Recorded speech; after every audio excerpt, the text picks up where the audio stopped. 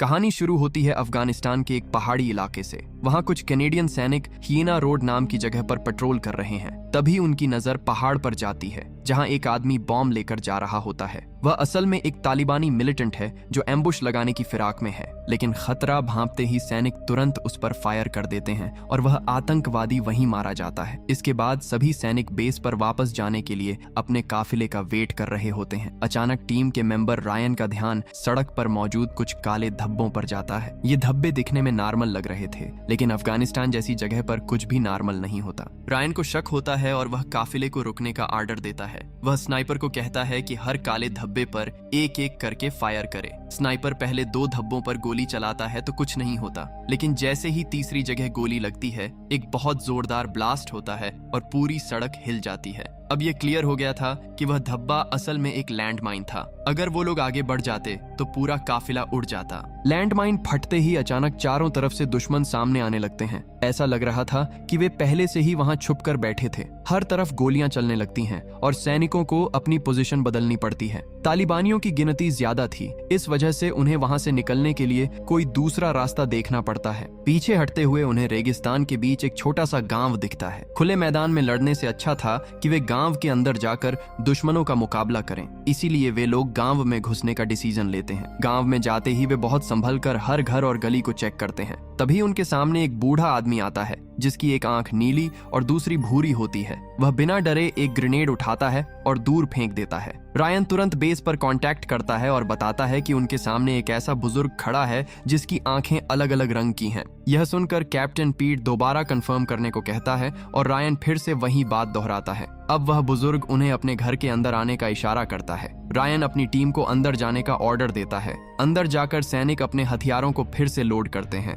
तभी अचानक कुछ बच्चे हाथों में खाने की प्लेट लेकर वहां एंटर होते हैं। ये देखकर सैनिक हैरान रह जाते हैं क्योंकि बाहर गोलियां चल रही थीं और यहाँ मासूम बच्चे खाना लेकर खड़े थे। दूसरी तरफ तालिबानी पूरे गांव को घेर चुके थे। तभी बुजुर्ग के पास वाली दीवार पर एक धमाका होता है जिससे दीवार टूट जाती है और दुश्मनों के अंदर आने का रास्ता बन जाता है। अब सैनिकों को लगने लगा था कि शायद यह उनका आखिरी दिन है। तभी वह बुजुर्ग घर से बाहर जाता है और गोलियां चलने की आवाजें आती हैं। सैनिकों को लगता है कि तालिबानियों ने उसे मार दिया, लेकिन कुछ ही देर में वह वापस आ जाता है और अचानक बाहर सब कुछ शांत हो जाता है। बाहर जितने भी तालिबानी थे वे सब जैसे गायब ही हो गए थे। सैनिकों को कुछ समझ नहीं आता कि आखिर हुआ क्या, लेकिन वे वहां से सुरक्षित बाहर निकल जाते हैं। अगले सीन में जनरल वासिर दाऊद खान और उसके बेटे को दिखाया जाता है, जिसे हम शॉर्ट में बीडीके कहेंगे। वह हीना रोड बनाने के टॉपिक पर बात कर रहा था। बीडीके बहुत पावरफुल इंसान है और उसकी अपनी प्राइवेट आर्मी है। जनरल को उम्मीद है कि बीडीके इस हीना रोड प्रोजेक्ट को सपोर्ट करेगा क्योंकि यह सड़क तालिबान फोर्स के सेंटर तक पहुंचने के लिए बहुत इंपॉर्टेंट है।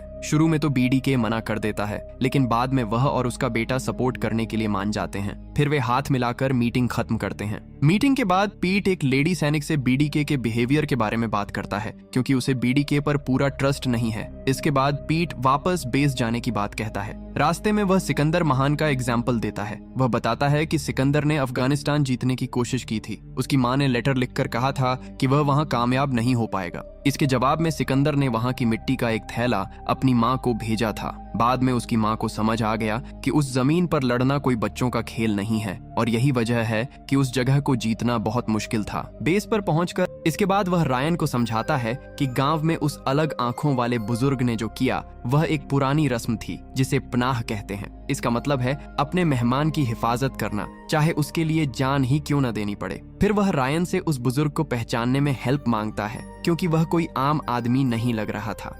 अगले दिन एक सैनिक एक जर्नलिस्ट को समझाता है कि सैनिकों के साथ रहते हुए किन बातों का ध्यान रखना चाहिए, जैसे कि लोकल औरतों को घूरना नहीं है, बिना पूछे फोटो नहीं क्लिक करनी और फायरिंग शुरू होते ही जमीन पर लेट जाना है। इसके बाद पीट और रायन एक ट्रांसलेटर को लेकर उसी गांव में वापस जाते हैं। वे वहां के एक बुजुर्ग से उस अलग आंखों वाले आदमी के बारे में पूछताछ करते हैं, लेकिन वह साफ मना कर देता है और कहता है कि इस गांव में वही एक अकेला बूढ़ा है। फिर वह बताता है कि जिस आदमी को वे लोग ढूंढ रहे हैं वह कोई इंसान नहीं बल्कि एक गोस्ट है और अगर वह जिंदा है तो शायद कंधार में मिलेगा। गांव से बाहर निकलते ही पीट सीधे अपने एक मुखबिर हाजी से मिलने जाता है, जिसे शब्द क्लीनर कहते हैं। हाजी बहुत शांत लेकिन काफी चालाक इंसान है। वह कंफर्म करता है कि गोस्ट सच में वापस आ गया है और उसके अंकल ने अगले दिन उससे मीटिंग भी फिक्स कर दी है। उधर रायन अपनी टीम को बताता है कि वे कल एक स्पेशल मिशन पर जा रहे हैं, लेकिन साथ ही एक बुरी खबर भी देता है कि तालिबान ने उनके 2 सैनिकों को जिंदा पकड़ लिया है। यह सुनकर पूरी टीम सन्न रह जाती है।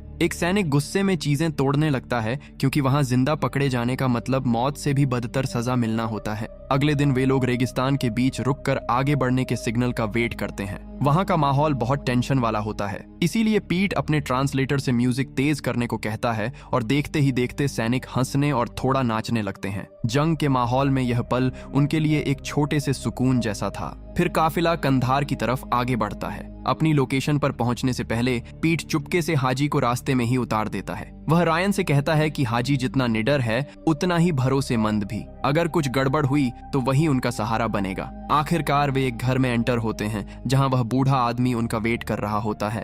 फिर ये चारों लोग बैठकर बातचीत करते हैं। पीट उसे गांव में उनकी जान बचाने के लिए पैसे देने की कोशिश करता है, लेकिन बुजुर्ग मना कर देता है। उसका कहना है कि बिना मकसद जाने पैसे लेना बेवकूफी है। तब पीट उसे रेगिस्तान के शेर की एक कहानी सुनाता है, जो एक बहुत बड़ा योद्धा था और लोग कहते हैं कि वह सालों बाद वापस लौट आया है। इसके बाद पीट उसे अपना कार्ड देता है और कहता है कि अगर उस योद्धा की कोई खबर मिले तो कांटेक्ट करे। बुजुर्ग के जाने के बाद पीट धीरे से रायन को बताता है कि वही असली रेगिस्तान का शेर है। लोग उसे गोस्ट इसलिए बुलाते हैं क्योंकि सोवियत के टाइम पर वह कई बार बुरी तरह घायल हुआ था, फिर भी दुश्मन उसे मार नहीं पाए। वह हर बार मौत को चकमा देकर वापस आ जाता था। घर से निकलते टाइम पीट उसे समझाता है कि यह आदमी उनके लिए बहुत काम का है, क्योंकि तालिबानी भी उसकी इज्जत करते हैं। लेकिन तभी अचानक उनकी कार पर एक जोरदार ब्लास्ट होता है। यह हमला तालिबानियों ने किया था, लेकिन अंदर बैठे वे तीनों लोग बच जाते हैं। इसके बाद पीट तुरंत अपना रेडियो तोड़ देता है और गाड़ी के अंदर ग्रेनेड फेंककर उसे ब्लास्ट कर देता है, ताकि दुश्मन उस गाड़ी का यूज न कर सकें। अब वे लोग पतली गलियों से दौड़ते हुए अपनी पोजीशन बदलते हैं, जबकि छतों पर दुश्मन बैठे हुए थे।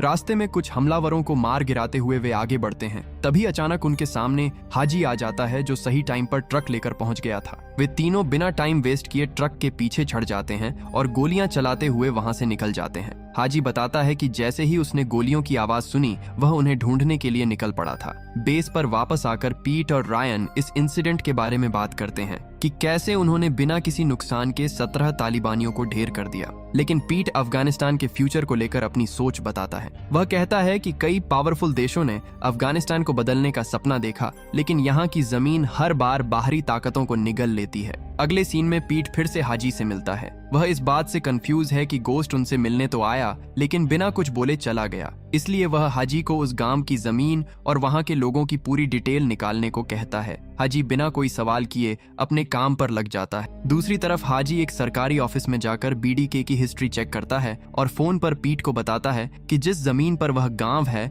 वह बीडीके की प्रॉपर्टी है। ये सुनकर पीट उसे तुरंत बेस पर बुलाता है। अगले सीन में पीट फिर से हाजी से मिलता है। वे तीनों बैठकर बात करते हैं और पता चलता है कि बीडीके अपनी जमीन किसानों को किराए पर देता है। जो लोग टाइम पर पैसा नहीं दे पाते, उनसे वह जमीन और इज्जत दोनों छीन लेता है। उन किसानों में से एक गोस्ट का बेटा भी है, जो अभी तक बीडीके का कर्ज नहीं दे पाया है। इसका मतलब था कि गोस्ट किसी पॉलिटिक्स की वजह से वापस नहीं आया है, बल्कि अपने परिवार की इज्जत बचाने आया है। अगली सुबह रायन की टीम अपने हथियार और इक्विपमेंट्स रेडी करती है। वे गांव के पास वाली पहाड़ियों पर अपनी पोजीशन ले लेते हैं, जहां से वे पूरे एरिया पर नजर रख सकते थे। शुरू में तो सब शांत रहता है, लेकिन फिर बीडीके का काफिला गांव के गेट पर पहुंचता है। उसके आदमी सीधे जाकर गोस्ट की पोतियों को किडनैप कर लेते हैं। ये सब देखकर एक स्नाइपर तुरंत गोली चलाने की परमिशन मांगता है, लेकिन पीट मना कर देता है। वह कहता है कि जब तक उनके हाथों में हथियार न दिखे तब तक फायर मत करना। अब न चाहते हुए भी स्नाइपर को पीट के ऑर्डर्स मानने पड़ते हैं और वह गोली नहीं चलाता।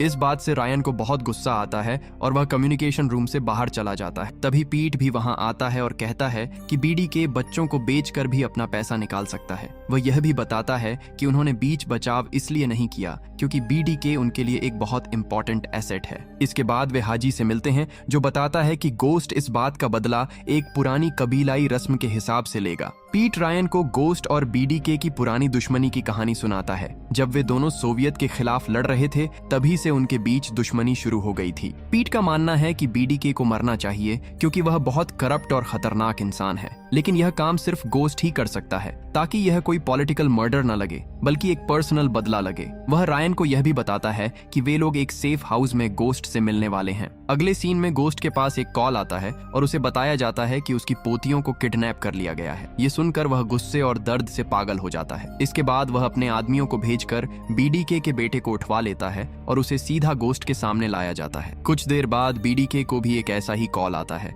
और वह भी गुस्से से भर जाता है।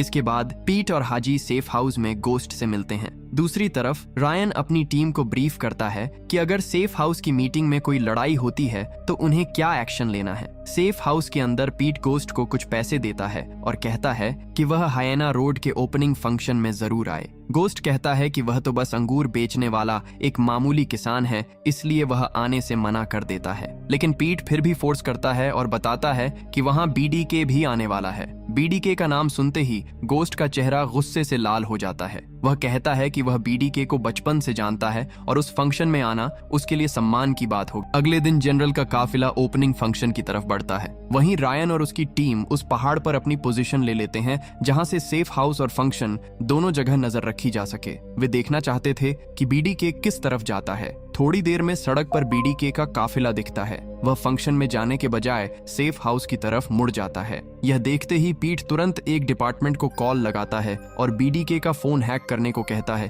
ताकि उनकी बातें सुनी जा सकें। पहली बार में तो काम नहीं बनता, लेकिन दूसरी बार में फोन हैक हो जाता है। सेफ हाउस पहुंचते ही गोस्ट बाहर आता है और सीधे बीडीके के सामने खड़ा हो जाता है। पीट और बाकी लोग एक ट्रांसलेटर के जरिए उनकी बातें सुनते हैं। गोस्ट बीडीके पर उसकी इज्जत खराब करने का इल्जाम लगाता है। बीडीके जवाब देता है कि तुम्हारे बेटे ने मेरी जमीन का किराया नहीं दिया। तब गोस्ट उसे $5000 देता है और अपनी पोतियों को वापस मांगता है। बदले में बीडीके भी अपने बेटे को मांगता है, लेकिन गोस्ट उसे उसके बेटे का कटा हुआ सिर पकड़ा देता है। ये देखकर बीडीके पूरी तरह टूट जाता है और गुस्से में गोस्ट पर गोली चलाने ही वाला होता है कि तभी पहाड़ पर बैठा रायन गोली चलाने की परमिशन मांगता है। पीट उसे बार बार मना करता है और गोली न चलाने का ऑर्डर देता है, लेकिन रायन उसकी बात नहीं मानता और ट्रिगर दबा देता है। गोली सीधा बीडीके को लगती है और वह वहीं ढेर हो जाता है। यह देखकर उसके बाकी आदमी वहां से भाग जाते हैं, लेकिन पोजीशन छोड़ते टाइम पीट रायन पर बहुत गुस्सा करता है और कहता है कि तुम्हें अंदाजा भी नहीं है कि तुमने क्या कर दिया है। अब टीम गांव की तरफ आगे बढ़ती है जहां गोस्ट भी उनके साथ होता है,